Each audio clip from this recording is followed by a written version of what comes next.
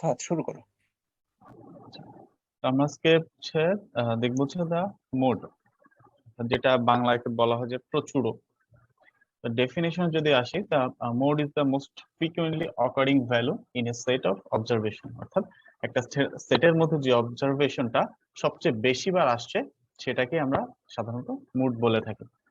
যেমন একটা গ্রুপ যদি ডেটা নিই, যেমন একটা এক্সাম্পল এখানে আমি রেখেছি যে ফর দ্য অবজারভেশন 7 2 7 7 1 7 9 7, অর্থাৎ এই যে অবজারভেশন, এই যে সেট অফ অবজারভেশন, এটার মধ্যে 7 আমার সর্বোচ্চ সংখ্যক বার এসছে, এই জন্য এখানে মোড হচ্ছে 7। Next slide. আচ্ছা, ফর গ্রুপ ডেটা এখানে আগের মতো স্যার একটা ইকুয়েশন আসছে, যেমন M naught equal to L naught plus H del one by del one plus del two. অর্থাৎ এখানে এলটা হচ্ছে আমাদের আগের মতোই মিডিয়ান যেটা দেখেছিলাম, lower limit of the modal class. আগেরটা ছিল মিডিয়ান ক্লাস, এটা হচ্ছে মোডাল ক্লাস। এইচ হচ্ছে size of the modal class, অর্থাৎ মোডাল যে ক্লাসটা, প্রত্যেকটা যে ক্লাস যে ডিস্টেন্সটা সেটা। আর ডেল্টা অন হচ্ছে difference in the frequency of modal and pre modal class, অর্থাৎ মোডাল ক্লাস এবং যে ফ্রিকোয়েন্সি ক্লাসটা আছে, আমরা একটু পরে টেবিল দেখবো, সেটা দেখলে ক্লিয়ার হয়ে যাবে। মোডালের যে ক্লাসটা আছে তার আগের যে মোডাল ক্লাস, এই দুটার ডিফারেন্স। আর ডেল্টা টু হচ্ছে হচ্ছে যে মোডাল ক্লাস এবং তার পরের যে মোডাল ক্লাসটা, এই দুটার ডিফারেন্স। আমরা নেক্সট যদি যাই, এই যে হচ্ছে আমরা যদি একটা দেখি, টেবিল দেখি, এখানে যেমন দেখানো হয়েছে যে এইজ দেয়া আছে আর ফ্রিকোয়েন্সি দেয়া আছে। তো এটা গ্রুপ ডেটা যেহেতু, তো আমরা এখানে এই যদি ইকুয়েশনটা বসাই, এই যে ডেল্টা ওয়ান হচ্ছে এখানে যেহেতু মোডাল ক্লাস কেন ধরছি, কারণ 15, এটা যেহেতু আমরা প্রচুরক বের করছি, এখানে যেহেতু ফ্রিকোয়েন্সি সর্বোচ্চ আছে এই ক্লাসটা অর্থাৎ 15, এই ক্লাসটাকে আমরা অর্থাৎ 34.5 থেকে 39.5, এই যে ক্লাসটা, এটা আমরা মোডাল ক্লাস ধরবো। তো যেহেতু ডেল্টা ক্লাস বলেছিলাম যে প্রথম যে ডেল্টা ক্লাস সেটা হবে মোডাল ক্লাস এবং তার প্রি মোডাল ক্লাসের ডিফারেন্স। তো এখানে মোডাল ক্লাসের ফ্রিকোয়েন্সি 15 এবং তার প্রি মোডাল ক্লাস আগের যে মোডালের ফ্রিকোয়েন্সি সেটা হচ্ছে 9।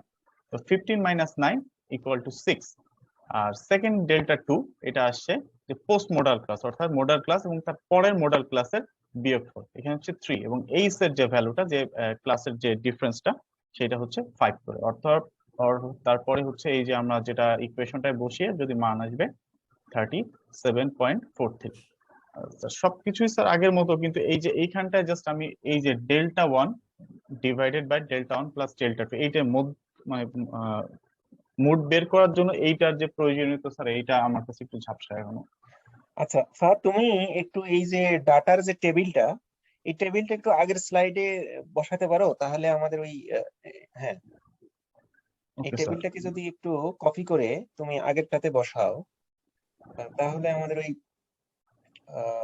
সিম্বল গুলো বুঝতে একটু সুবিধা হয় আর কি। হ্যাঁ, গুড। ছোট করে নাও একটু। ওকে, থ্যাঙ্কস। আচ্ছা দেখো এখানে কি বলছে, এখানে প্রথমত আমাদের বের করতে হবে একটা মোডাল ক্লাস, মানে কোন ক্লাসে মোড আছে, তাই না? তো আমরা ডেফিনেশন থেকে জানি মোড মানে হচ্ছে যেটা সবচেয়ে বেশি বার আছে, তার মানে যেটার ফ্রিকোয়েন্সি বেশি, যে ঘটনাটা বেশি বার ঘটে। তো এখানে মোডাল ক্লাস কোনটা? মোডাল ক্লাস হচ্ছে 34.5 থেকে 39.5, কারণ এখানে ফ্রিকোয়েন্সি আছে 15, মানে সবচেয়ে বেশি, তাই না? তাহলে আমরা ধরে নিলাম যে আমাদের মোডাল ক্লাস হচ্ছে 39.5 থেকে 34.5 থেকে 39.5, এইটা হচ্ছে মোডাল ক্লাস। তো মোডাল ক্লাসের লোয়ার ক্লাসকে আমরা এল নট দ্বারা প্রকাশ করছি, তাহলে এল নট কি হবে এখানে? 34.5। গুড। তারপরে বলছে যে এইচ হচ্ছে size of the modal class, মানে ক্লাস ইন্টারভ্যাল আর কি। তাহলে 39.5 থেকে 34.5 যদি আমি বিয়োগ করে দেই তাহলে পাবো 5, তাহলে এইচ এর ভ্যালু হচ্ছে 5। এবারে বলা হচ্ছে যে difference in the frequency of modal and pre modal class. তো আমার মোডাল ক্লাস কোনটা? মোডাল ক্লাস হচ্ছে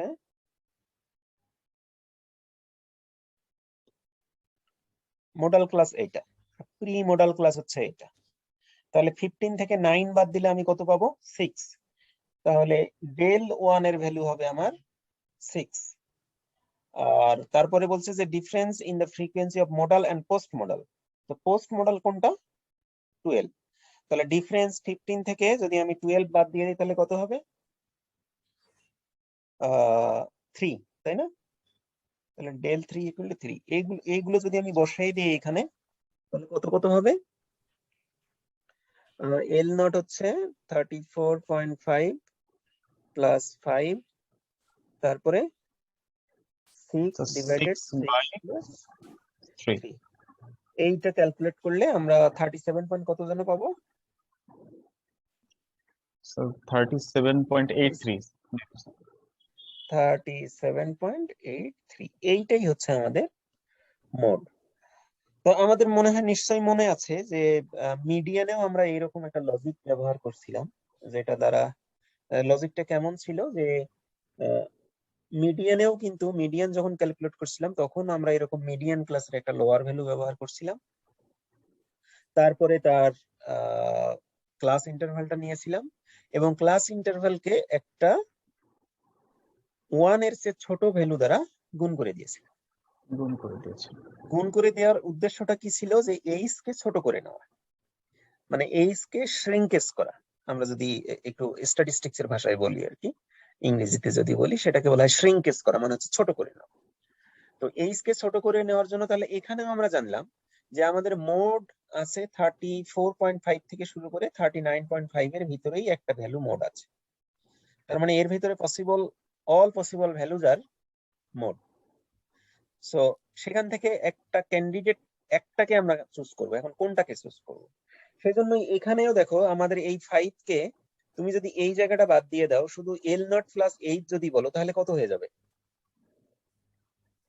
34.5 প্লাস 5 যদি দেই তাহলে কিন্তু আমরা আপার লিমিটটা পেয়ে যাচ্ছি 39.5, কিন্তু আমি তো এটা পেতে চাই না। তাহলে এই যে 5 কে যদি আমি একটু শ্রিঙ্কেজ করে দিতে পারি তাহলে আমি এই রেঞ্জের মধ্যবর্তী একটা ভ্যালু পাবো। সেজন্য আমরা এইরকম একটা জিনিস চুজ করলাম। এইরকম চুজটা করে কি হলো দেখো, আমরা বললাম যে এই ফ্রিকোয়েন্সি থেকে ডিফারেন্স নিব এবং এই দুটো ফ্রিকোয়েন্সির ডিফারেন্স নিব। যেহেতু আমরা এল নটের সঙ্গে কিছু একটা যোগ করতে চাচ্ছি, সেই জন্য আমরা এই যে প্রি মডাল ক্লাসের যে ডিফারেন্সটা অর্থাৎ ডেল নটকে আমরা লব করে দিলাম বা নিউমারেটর করে দিলাম। আবার তখন আমি ভাগ করব কি দিয়ে? del 1 এবং del 2 এর যোগফল দ্বারা। এখন দেখো তো আমরা যদি এটাকে উল্টো ভাবে একটু চিন্তা করি, যে আমি যদি 39 থেকে যদি আমি এটা ক্যালকুলেট করতে চাই, অর্থাৎ 39 থেকে যদি ক্যালকুলেট করতে চাই তাহলে কি হবে? 39 এর চেয়ে ছোট হতে হবে, তাই না? জি স্যার। তাহলে 39.5 মাইনাস এইচ ইনটু সামথিং হবে, তাই না? এখানে জি স্যার। মানে আমরা যখন এল নটের সঙ্গে করছিলাম তখন এখানে একটা যোগ চিহ্ন দিয়েছিলাম। এখন আমরা কি করতে যাচ্ছি? এখন আমরা 39 থেকে বের করতে যাচ্ছি, তখন আমি এখানে একটা বিয়োগ চিহ্ন দিয়ে দিতে পারি। বিয়োগ চিহ্ন দিয়ে এইচ ইনটু সামথিং দিতে পারি। তাহলে এই সামথিংটা কি হবে? তখন আমি যদি এল এইচ ইউজ করি, হ্যাঁ 39.5, তাহলে 39.5 এর দিকে মানে কি আপার লিমিটের দিকে আমরা কোন ডিফারেন্সটা বের করছি? আপার লিমিটের সাইডে আমরা কোন ডিফারেন্সটা বের করছি? এইটা থেকে যে ডিফারেন্সটা বের করছি এবং এটা থেকে, সেটা হচ্ছে 3, তাই না? তখন আমাদের এটা হবে 39.5 মাইনাস 5 ইন্টু del 2 কে আমরা উপরে দিব, তখন 3 ডিভাইডেড 3 প্লাস 9, সরি 6।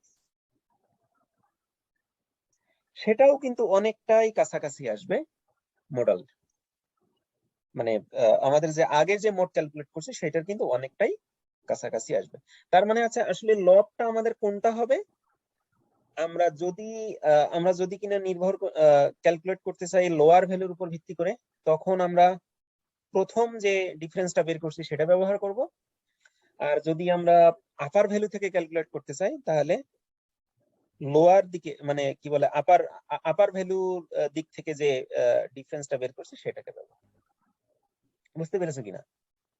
তবে দুটোই যে একই হয়ে যাবে সেটা না, তবে আমাদের সাধারণ প্র্যাকটিস যেটা স্ট্যাটিস্টিক্স যেটা প্র্যাকটিস সেটা হচ্ছে লোয়ার ভ্যালুর সঙ্গে সাধারণত আমরা বার করি, কারণ আমরা নেগেটিভ সাইনের ধারণায় আমরা খুব কম যেতে চাই সবসময়।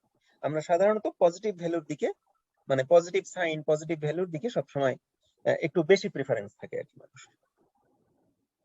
বুঝতে পেরেছো নাজমুল? স্যার আমার মনে হয় লজিকটা ঠিক ওই মিডিয়ানের মতোই, আরেকটা একই রকমই লজিক, জাস্ট আমরা শুধু এইচ কে শ্রিঙ্কেজ করতে চাচ্ছি আর কি। বুঝতে পারছি। নাজমুল কোনো প্রশ্ন আছে? ফাহাদ আর কোনো প্রশ্ন তোমাদের এখানে? না স্যার, প্রশ্ন নেই। আমার মনে হয় খুবই না, স্যার। সিম্পল একটা বিষয়। আমরা এটা নিয়ে সবচেয়ে বেশি আলোচনা করেছি মিডিয়ানে। হ্যাঁ, মিডিয়ানের আলোচনাটাই জি, জাস্ট স্যার। এখানে একটু ভিন্ন ভাবে এসেছে, কারণ মিডিয়ানের ইকুয়েশনটা ওইরকম কেন হয়েছিল, কারণ ওখানে আমাদের কিউমুলেটিভ ফ্রিকোয়েন্সির ধারণা ছিল। এখানে কিন্তু মিডিয়ান বের করেছি কি কিউমুলেটিভ ফ্রিকোয়েন্সিকে দুই ভাগ করে, তখন ওই ইকুয়েশনটাতে আমাদের কিউমুলেটিভ ফ্রিকোয়েন্সিকে অ্যাড করতে হয়েছিল, যুক্ত করতে হয়েছিল। কিন্তু এখন কিন্তু আমার এখানে কিউমুলেটিভ ফ্রিকোয়েন্সির প্রয়োজন নেই। আমার এখানে কি আছে? শুধুমাত্র ফ্রিকোয়েন্সি আছে। তাহলে শুধুমাত্র ফ্রিকোয়েন্সি কেন্দ্রিকই আমি একটা ইকুয়েশন তৈরি করতে পারি, আমার কিউমুলেটিভ ফ্রিকোয়েন্সির দরকার নেই। সেই জন্য এই ইকুয়েশনে কোনো কিউমুলেটিভ ফ্রিকোয়েন্সি নাই, শুধুমাত্র ফ্রিকোয়েন্সির উপর ভিত্তি করেই এই যে ডিফারেন্স গুলো বের করে ইকুয়েশনটা তৈরি করি। দেখো আমরা কিন্তু ওই যে মিডিয়ান যখন বের করছিলাম তখনও কিন্তু প্রি মিডিয়ান ক্লাসের কিউমুলেটিভ ফ্রিকোয়েন্সি নিয়েছিলাম, মনে আছে কিনা? জি স্যার। জি, স্যার। ইকুয়েশনটা মনে হয় এরকম ছিল, আমি যদি একটু লিখি, L naught plus H into n by 2 minus f m minus 1 divided f m। -1 এই যে এইটা ছিল হচ্ছে মিডিয়ান ক্লাসের ফ্রিকোয়েন্সি, আর এইটা ছিল প্রি মিডিয়ান ক্লাসের কিউমুলেটিভ ফ্রিকোয়েন্সি, তাই না? হ্যাঁ, আমাদের কিন্তু সেটা নাই। লজিক একই, এখানেও আমরা এইচ কে শ্রিঙ্কেজ করার চেষ্টা করেছি, একটা ফ্র্যাকশন নাম্বার নিয়ে আসার চেষ্টা করেছি, আর এখানেও মিডিয়ানের সময়ও আমরা এই অংশটাতে একটা 1 এর চেয়ে ছোট ভ্যালু নিয়ে আসার চেষ্টা করছি, যেটা কিনা এই এইচ কে শ্রিঙ্কেজ করতে পারে। ঠিক আছে, এখন এখন তোমরা যদি গবেষণা করে এর চেয়েও ভালো কোনো পদ্ধতি উদ্ভাবন করতে পারো, তাহলে সেটা ফাহাদের ইকুয়েশন হয়ে যাবে, সেটা নাজমুলের ইকুয়েশন নামে পৃথিবীতে চলবে, হাজার হাজার লক্ষ লক্ষ মানুষ সেটাকে ব্যবহার করবে। এটাও সম্ভব। এই ইকুয়েশনটাই যে একমাত্র ইকুয়েশন, এইভাবেই করতে হবে এমনটা নয়। তুমি চেষ্টা করে, তুমি তার ম্যাথমেটিক্যাল ব্যাকগ্রাউন্ড দিয়ে বা সেটা রোবাস্টনেস গুলো প্রমাণ করে তুমি যদি এর চেয়ে ভালো কোনো ইকুয়েশন তৈরি করতে পারো, সেটাও বাজারে চলবে। সম্ভব কিনা? অসম্ভব তো জি, কিছু। স্যার। এখন এইটা হচ্ছে সাধারণভাবে আমরা পড়ার জন্য শিখি। এখন ডাটার স্ট্রাকচার অনুযায়ী হয়তো বা এই ইকুয়েশনের এই ওয়েট গুলোকে পরিবর্তন করা লাগতে পারে। ঠিক আছে, এই ওয়েট গুলোকে হয়তো বা পরিবর্তন করা লাগতে পারে যখন তুমি বাস্তব জীবনের প্রবলেম গুলোতে যাবো। হ্যাঁ, তবে এইটা হচ্ছে কি বলবো, যে আমি টেক্সট বইয়ের জন্য এই ইকুয়েশন গুলোই পড়ানো হয় সবসময়। মানে এই ইকুয়েশন গুলোতে আমরা আসলে সেন্স তৈরি করার চেষ্টা করি। ঠিক আছে, তো রিয়েল ডাটার উপর ভিত্তি করে যখন তুমি কাজ করবে তখন হয়তো বা এগুলো নতুন নতুন ইকুয়েশন বা ওয়েট গুলোর পরিবর্তন করা তোমার লাগতে পারে, সেগুলো তুমি তোমার মতো করে নিতে হবে। বুঝতে পেরেছো? মানে এগুলো কোনো ওহি না যে এইটাই একমাত্র ইকুয়েশন, এইভাবেই তোমাকে মিডিয়ান ক্যালকুলেট করতে হবে, এমন কোনো কথা নেই। হ্যাঁ, তবে এই ইকুয়েশন গুলো যে লজিকের উপর ভিত্তি করে তৈরি করা হয়েছে, সেই ধরনের লজিক যেন তুমি তোমার ডাটার উপরেও ব্যবহার করতে পারো, এইটা শেখানোর উদ্দেশ্য। বুঝতে পেরেছো? জি, স্যার। হ্যাঁ, তাহলে কি আমরা তারপরে আর আছে না, স্লাইড আছে? একটা স্লাইড আছে স্যার। হ্যাঁ, যাও। এই যে স্যার, স্যার এইখানে স্যার যেটা জাস্ট যদি নিউমেরিক্যাল ইকুয়েশন যেটা স্যার জাস্ট দেখিয়েছে যে যদি মোড, মিডিয়ান এবং মিন এই তিনটা সমান হয় তাহলে সিমেট্রিক্যাল, এবং মোডের চেয়ে যদি মিডিয়ান এবং মিডিয়ানের চেয়েও যদি স্যার মিন বড় হয় সেক্ষেত্রে পজিটিভ স্কিউড হয়, নেগেটিভ স্কিউড হয়। কিন্তু স্যার এইগুলো আসলে বাস্তবে মানে ডেটার উপর কি স্যার ইফেক্ট ফেলে বা এটা কেন আসে স্যার, এইটা ধারণা স্যার নাই। আমি স্যার খুঁজছিলাম, বাট আমি স্যার ওইভাবে কোনো স্পেসিফিক অ্যান্সার পাই নাই। আচ্ছা, গুড। দেখো, ডাটাটা ধরো তুমি একটা ডাটাকে প্লট করলা, সেটা হিস্টোগ্রাম হতে পারে বা বার ডায়াগ্রাম হতে পারে, এরকম যে কোনোটাই হতে পারে। সেটা যদি এক্সাক্ট এইরকম হয়ে যায়, একদম পারফেক্ট যদি হয়ে যায়, তাহলে মিন মিডিয়ান মোড সমান হয়ে যাবে, অর্থাৎ মিন মিডিয়ান মোড একই পজিশনে অবস্থান করে। কিন্তু সবসময় যে এরকম স্ট্যান্ডার্ড হবে এমন কোনো কথা নাই, এবং স্ট্যান্ডার্ড জিনিস সবসময় কমই, তাই না?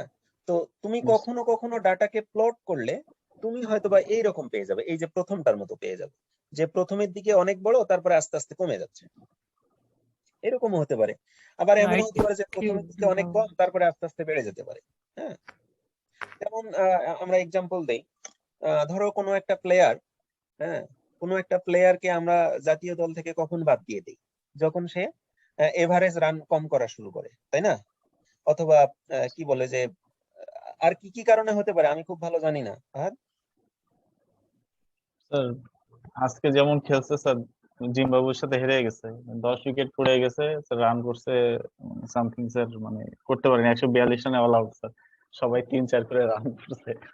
আচ্ছা, তার মানে কি এই প্লেয়ার গুলো তো এক সময় অনেক বেশি রান করতো, তাই না? জি স্যার। জি স্যার। হ্যাঁ, তাহলে তাদের এখন তাদের যে এই যে প্রতিদিনের রান গুলোকে যদি আমরা প্লট করি, তাহলে দেখো তো এইরকম একটা প্লট আমরা পাবো কিনা যে প্রথমের দিকে তাদের রান গুলো অনেক বেশি, তারপরে আস্তে আস্তে তাদের পারফরমেন্স কমে যাচ্ছে। হবে কিনা? জি হবে স্যার। না? হুম, আচ্ছা। হবে স্যার।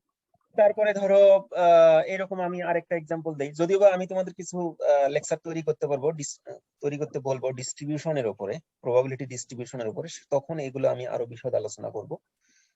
ধরো এই যে এখন বাংলাদেশে যে করোনা ভাইরাসের যে একটা কি বলবো এটাকে, অতিমারি চলছে আর কি। হ্যাঁ, সেখানে আমরা কিভাবে দেখতে পাচ্ছি এগুলো একটা নির্দিষ্ট সময় বেড়ে যাচ্ছে, আবার আস্তে আস্তে কমে যাচ্ছে, তাই না? আবার কিছুদিন একদম কম থাকার পরে আবার হঠাৎ করেই বেড়ে যাচ্ছে, আবার কমে যাচ্ছে, এরকম করে হচ্ছে না? জি স্যার। আবার কখনো কখনো কি হচ্ছে, আস্তে আস্তে বাড়তেছে, বেড়ে একদম একদম অনেক উপরে এসে আবার খুব অল্প দিনের ভিতরেই কমে যাচ্ছে, কারণ স্ট্রং যদি আমরা লকডাউন করে দেই তাহলে আবার হঠাৎ করেই কমে যাচ্ছে। ধরো তখন আমাদের ইকুয়েশনটা প্লটটা কেমন হবে? আস্তে আস্তে বাড়তেছে, বেড়ে বেড়ে আমরা লকডাউন শুরু করে দিলাম, তারপরে হঠাৎ করে কমে গেল একবার। এরকমও তো হয়, তাই না? জি। আচ্ছা, এখন গরম পড়ে গেছে, গরমের কারণে ঢাকা শহরে বা সারা দেশেই এখন মশার প্রাদুর্ভাব বেড়ে গেছে, সেই কারণে ডেঙ্গু জ্বরও বেড়ে যাচ্ছে, তাই না? তো এইটার প্লটটা কেমন হবে তোমাদের কেমন মনে হয়? তোমরা যদি প্রতিদিনের ডেঙ্গু পেশেন্ট গুলোকে প্লট করো তাহলে কেমন দেখাবে? স্যার এটা বাড়তেই থাকবে গ্রাজুয়ালি। গ্র্যাজুয়ালি বাড়তে থাকবে, আবার শীত আসার প্রারম্ভেই ওটা সময় ওটা কমে যাবে, কমে যাবে, তাই না? জি স্যার। শীতের দিকে এসে কমে যাবে। আচ্ছা, ধরো আহ এই যে ঈদ চলে গেল, হ্যাঁ, ঈদের কারণে অনেক কেনাকাটা হয়। আহ সারা বছরের ধরো তোমার তোমার গ্রামে কোনো একটা বাজার আছে, সেখানে গরু ছাগল বিক্রি হয়। তো তুমি যদি বাজারগুলো হিসাব করো যে প্রতি বাজারের দিনে কতগুলো করে গরু ছাগল বিক্রি হয়, হ্যাঁ, এই বিক্রিগুলোকে তুমি যদি প্লট করো টানা 1 বছরের, হ্যাঁ, প্রতি সপ্তাহে তো সাধারণত 2টো করে বাজার হয়, তাই না? তো সবগুলোকে যদি তুমি জি এভাবে স্যার। প্লট করো, তাহলে প্রথমের দিকে দেখা যাবে যে অন এভারেজ দিকে যাচ্ছে, বাড়ছে কমছে বাড়ছে কমছে, কিন্তু ঠিক ঈদের মানে ঈদ উল ফিতরের পর থেকে শুরু করে ঈদ উল আজহার 2 দিন বা 1 দিন আগ পর্যন্ত দেখবা যে এটা অনেক পিক হয়ে যাবে, আবার একদম পরের হাটে কি হবে, পড়ে যাবে, তাই না? জি স্যার। আচ্ছা, ধরো বাংলাদেশে মনে হয় সবচেয়ে বেশি এই যে বজ্রপাতে মানুষ মারা যায়। হ্যাঁ, তো এই বজ্রপাতের মানুষ মারা যদি তুমি হিসাব করো তাহলে কি হবে? সারা বছর ধরে একদম একদম জিরো লাইনের কাছে গিয়ে যখন বর্ষাকালটা শুরু হবে, অথবা তোমার বৈশাখের শেষের দিক থেকেই, হ্যাঁ, বা বৈশাখের শুরুর দিক থেকেই হয়তো বা কখনো কখনো হয়, এইভাবে করে তোমার কি আষাঢ় শ্রাবণের দিকে বা ভাদ্রর দিকে গিয়ে কি হবে, এই জায়গাটাতে পিক থাকার পর আবার নেমে যাবে, তাই না? জি স্যার। মানে তুমি প্লটটা চিন্তা করো কেমন হবে। হুম, তো এইভাবে যখন মানে হবে, স্যার একটা তারপরে দেখো নির্দিষ্ট তোমার জায়গায় যে আমার আমার দেখবে খুব যে পিক প্রতিনিয়ত পয়েন্টটা অনেক মোবাইল হাই আমরা যখন থাকবে, পড়াশোনা করো। আর পাশের জায়গায় খুবই কম। বলো নাজমুল, আমি শুনতে পাইনি। স্যার মানে স্যার একটা জায়গায় গিয়ে আমার পিক পয়েন্টটা খুবই হাই থাকবে, আর হ্যাঁ, মানে ওই ডাটার আশেপাশে কোনো মানে ভ্যালু থাকবে না এরকম। হ্যাঁ, আবার তারপরে সেটা ড্রপ করবে, তাই না? ধরো তোমাদের আমি জি যদি স্যার। সারা বছরের প্রতিদিন কত ঘন্টা করে পড়াশোনা করো এইভাবে যদি দেখতে থাকি, তাহলে কি হবে? প্রথমের দিকে এরকম অল্প অল্প থাকবে, তারপরে ঠিক পরীক্ষার 10-15 দিন কি হবে, স্যার ওইটা বাইরে যাবে। একদম পিকে চলে যাবে। তারপর পরীক্ষাটা শেষ হওয়ার দিনে বা তার থেকে আরো 10-15 দিন পরে কি হবে? 0, তাই না? তার মানে আমরা জি এই যে স্যার। স্ট্যান্ডার্ড এরকম পাই না আসলে। আমাদের রিয়েল লাইফের প্লট গুলো সাধারণত এরকম হয়, হয় প্রথমের দিকেই অনেক স্কিউড থাকে, আস্তে আস্তে আগ্রহ কমে যায়। যেমন তোমরা এই যে পরিসংখ্যান পড়া শুরু করছো, তোমাদের এখন অনেক আগ্রহ, অনেক সময় দিচ্ছ, হয়তোবা 10 দিন পরে দেখবা যে তোমাদের আগ্রহ আস্তে আস্তে কমে যাচ্ছে। এটা খুবই স্বাভাবিক, তাই না? তাহলে সেইটাকে যদি তোমাদের আগ্রহটাকে যদি আমি প্লট করি, যে আগ্রহটাকে যদি আমি নাম্বারে ট্রান্সফার করি যে তুমি কত ঘন্টা পড়ছো, সেটা হচ্ছে তোমার আগ্রহের পরিমাণ, তাহলে প্লটটা কেমন হবে বলো তো? প্রথমটার মতো না? প্রথমের দিকে অনেক বেশি আগ্রহ, তারপর আস্তে আস্তে কি হবে? কমে যাবে। কমে যাবে। যেমন ফাহাদ যখন আগে গিটার বাজাতো তখন অনেক বেশি সময় গিটার বাজাতো, এখন কম বাজায়, তাই না? জি স্যার। হ্যাঁ, তো সেটা কেন হয়েছে? তাহলে সেইটাকে যদি ওই যে তুমি যে প্রথম যেদিন থেকে গিটার বাজানো শুরু করছো তখন থেকে এই পর্যন্ত যদি আমরা প্লট করি, প্লটটা কেমন হবে? প্রথম প্লটের মতো নাকি শেষ প্লটের মতো নাকি মাঝখানের প্লটের? একদম স্যার প্রথমটার মতো। প্রথমটার মতো, মানে অনেক আগ্রহ ছিল, হ্যাঁ, একটু একটু করে প্রথম দিনে হয়তো যখন বাজানো শুরু করছো খুব বিরক্ত লাগতো, অথবা আগ্রহ হতো কিন্তু হাত ব্যথা করতো, তুমি আর পাচ্ছ না। তারপরে একটা সময় বেশ ভালো করলা, তারপরে আস্তে আস্তে সেটা কমে গেল, তাই না? তো প্লট গুলো এরকমই হয় আর কি। তো এইগুলোকে আমরা পরবর্তীতে ডিস্ট্রিবিউশন কিভাবে এগুলো থেকে বের করা যায়, বা এগুলোকে ডিস্ট্রিবিউশন প্রবাবিলিটি ডিস্ট্রিবিউশনে কিভাবে ট্রান্সফার করা যায় সেগুলো আমরা শিখবো। সেগুলোর ইকুয়েশন গুলো কিভাবে ডেরাইভ করা যায় সেগুলো শিখবো। এখন শুধু দেখো যে যদি প্লট গুলো এরকম হয় তাহলে তার মিন মিডিয়ান মোডের অবস্থানটা কোথায় হয়। ঠিক আছে, দেখো আমরা আমরা আমাদের নাম্বার সিস্টেম অনুযায়ী কি করি, লেফটে থাকে হচ্ছে মিনিমাম, তাই না? মিনিমাম না, লেফট রাইটে থাকে হচ্ছে ম্যাক্স, মানে নাম্বারটা হচ্ছে 0 থেকে শুরু করে এদিক দিয়ে থাকে, তাই না? মানে নাম্বারের এদিকে আমরা যাই, তাই তো? তাহলে দেখো তো সবচেয়ে পিকটা কোথায়? এখানে, তাই না? পিকটা এখানে। তাহলে এই ভ্যালুটা বড় নাকি এই ভ্যালুটা বড়? এখানে মিডিয়ান বড় নাকি মোড বড়? প্রথম চিত্রতে, কারণ প্রথমের দিকে ভ্যালুটা ছোট, মিডিয়াম বড়। হ্যাঁ, মিডিয়ানটা বড়, তাই না? মিডিয়ানের চেয়ে আবার মিন মিন বড়, বড়। তাই না? তারপরে যদি আমরা সিমেট্রিকে যাই সেখানে সবগুলোই সমান হবে।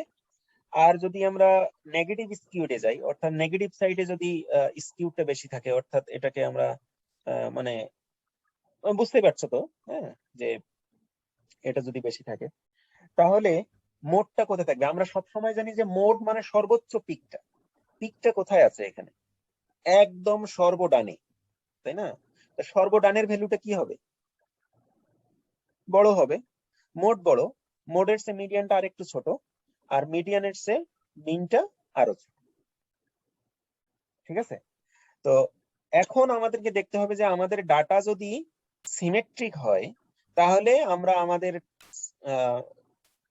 সেন্ট্রাল টেন্ডেন্সির মেজার হিসাবে আমরা মিন মিডিয়ান মোড যে কোনো একটা ব্যবহার করতে পারি, কারণ সবই সমান। কিন্তু যদি কিনা ডাটা আমার পজিটিভলি স্কিউড হয় অথবা নেগেটিভলি স্কিউড হয়, তখন আমাকে ডিসিশন নিতে হবে যে এই ডিস্ট্রিবিউশনের জন্য আমি মিন ব্যবহার করব নাকি মোড ব্যবহার করব নাকি কি বলে মিডিয়ান ব্যবহার করব। সেইটা তোমাকে সাবজেক্ট ম্যাটার অনুযায়ী ডিসিশন নিতে হবে যে কোনটা ব্যবহার করা সুবিধাজনক বা কোনটা ব্যবহার করা সবচেয়ে ভালো। যেমন ধরো আমি ওই যে গতদিনেও এক্সাম্পল দিয়েছিলাম যে বাংলাদেশের যদি আমরা কি বলে ওই যে গড় ইনকাম বলছিলাম, হ্যাঁ, তো গড় ইনকামের ক্ষেত্রে আমরা কি কি বলছি? মিন ব্যবহার করেছি, তাই না? মিন ব্যবহার করার কারণে আমাদের এই যে আমাদের ইনকামের ডিস্ট্রিবিউশনটা আসলে এরকম। আমরা যদি প্লট করি তাহলে অনেকটা এরকম হবে, পজিটিভলি স্কিউড হওয়ার কারণে দেখো মিনটা অনেক বড়, তাই না? তো আমরা তো মিনটা বলে দেই, কিন্তু আমরা যদি আসলে মিনটা কি সত্যিকার অর্থে রিপ্রেজেন্ট করতে পারে আমাদের মাথাপিছু ইনকামকে? না স্যার, ওই জায়গায় হচ্ছে আমাদের করতে মোডটা পারে বেশি না। কার্যকর হবে। কিন্তু যদি আমরা এখানে মোডকে নিতাম তাহলে কি অবস্থাটা? তাহলে স্যার বেশি এভারেজ কার্যকর মানুষ কেমন ইনকাম করে আমরা সেটা জানতে পারতাম। খুবই এভারেজ মানুষ, বেশিরভাগ মানুষ, আমরা কি জানতে চাই যে বেশিরভাগ মানুষের ইনকামটা কেমন? বেশিরভাগ মানুষ কেমন ইনকাম করে সেটা আমরা কিভাবে জানতে পারতাম? সেটা কি মিন দিয়ে, মিডিয়ান দিয়ে, নাকি মোড দিয়ে? দেখো তো। এটা মোট দিয়েছে। আমার ধারণা মোড দিয়ে করা যেতে পারে। হ্যাঁ, কেউ যদি মিডিয়ান দিয়ে করে সেটাও ভুল না, কেউ যদি মিন দিয়ে করে সেটাও ভুল না, সবই ঠিক। হ্যাঁ, কিন্তু তার ভিতরে কোনটা আসলে সাবজেক্ট ম্যাটারের সঙ্গে ভালো যায়? সবগুলোই সেন্ট্রাল টেন্ডেন্সির মেজার অথবা কেন্দ্রীয় প্রবণতার পরিমাপ। কিন্তু আমি কোনটা নিব? আমার সাবজেক্ট ম্যাটার কি বলে, আমার রিয়েলিটি কি বলে, বাস্তব পরিস্থিতি আমার কি বলে আমার দেশের। আমি যদি বলি যে আজকে বাংলাদেশের মাথাপিছু ইনকাম হচ্ছে $2000, সেটা তো খুব বেশি শোভনীয় হয় না অনেক সময়। তো যদি আমি এটাকে মোড দিয়ে বলতাম তাহলে হয়তো আমি কম করে বলতাম এবং তখন রিয়েল সিচুয়েশনের অনেক কাছাকাছি যেত। হ্যাঁ, যখন আমি $2000 বললাম এবং আমি আমার পকেটে হাত দিয়ে যখন দেখি আমার পকেটে $1ও নাই, তখন তো আমি এটা বিশ্বাস করতে পারি না, তাই না? তাই কিনা নাজমুল, তোমার পকেটে কি আছে $2000? জি নাই। স্যার। কিন্তু আমি যদি জি এটাকে স্যার। মোড দিয়ে বলতাম তাহলে হয়তো বা এটা অনেক কমে আসতো, এবং কমে আসার কারণে কি হতো, সেটা অনেকটা রিলায়েবল হতো যে না, সবার কাছেই কম বেশি আছে। তখন সত্যিকারের পরিস্থিতিটা আমরা বের করতে পারতাম। কিন্তু যখন আমরা মিন বলে ফেলছি তখন সেটা সমস্যা। কিন্তু এই ডিস্ট্রিবিউশনটা যদি আবার ইয়াতে হতো, কি বলে, যে নেগেটিভলি স্কিউডে হতো, তাহলে তখন হয়তো বা আমাদের মিন বলাটাই ভালো। না, তখন হয়তো বা আমাদের মিন তখন আমাদের মিন বললে ভালো হতো, কারণ মিনটা এখানে ছোট। যদি ডিস্ট্রিবিউশনে নেগেটিভলি স্কিউড হয় তখন আমাদের মিনটা ছোট এবং মিডিয়ানটাও ছোট, কিন্তু তখন মোডটা অনেক বড়। হ্যাঁ, তাই না? তো যাই হোক, এটা আমাদের ডিস্ট্রিবিউশনের শেপের উপর নির্ভর করবে, সাবজেক্ট ম্যাটারের উপর নির্ভর করবে, রিয়ালিটির উপর নির্ভর করবে যে আমরা কিভাবে এটাকে প্রেজেন্ট করব। বুঝতে পেরেছো? কোনো প্রশ্ন আছে এখানে? না হ্যাঁ স্যার। আচ্ছা, তাহলে আমরা এটা শেষ করে দেই। নেক্সট আমরা নাজমুলের থেকে শুনবো। স্যার, আমাদের নেগেটিভ স্কিউড ডাটা আমাদের থার্ড ওয়ার্ল্ড কান্ট্রি যেসব, মানে তাদের যে মানে মাথাপিছু আয় ওইটার সাথে যদি মেজার করি তাহলে আমাদের ওইরকম আসবে। আমাদেরকে সেটাই, যখন তুমি ডাটা অ্যানালাইসিস করবা, হ্যাঁ, তখন তোমাকে দেখতে হবে যে ওর শেপটা কেমন। হ্যাঁ, ধরো এখন ইউএস এর যে স্টাডি, সেখানে ওরা যদি মিন ব্যবহার করে, বাংলাদেশেও যে আমি মিন ব্যবহার করতেই হবে, একটা রেফারেন্স দিয়ে যে ঠিক আছে ইউএস এর মানুষ মিন ব্যবহার করছে, রিসার্চাররা, আমিও মিন ব্যবহার করবো, এইরকম বিষয়টা হওয়া উচিত না। বিষয়টা হচ্ছে তোমার সাবজেক্ট ম্যাটারের উপর নির্ভর করতে হবে, তোমার রিয়েলিটির উপর নির্ভর করতে হবে। হ্যাঁ, তোমার রিয়েলিটিকে দেখতে হবে যে আসলে কি ঘটছে।